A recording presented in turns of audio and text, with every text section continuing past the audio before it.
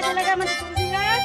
ছোট বাচ্চাদের সর্দি কাশি হয় তখন মিষ্টি ও মধু দিয়ে রস করে খেলে আমাদের কাশি হবে, কাশি সেরে যায়।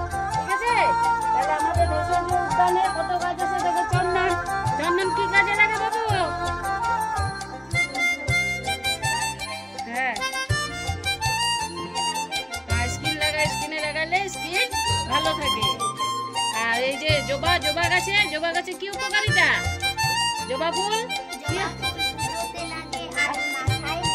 আচ্ছা, তেলে দিয়ে বা বেটে মাথাতে লাগালে কি হয়? পাকা চুল হয় না, আর কি চুল বেশি বেশি করে চুল বাড়ে।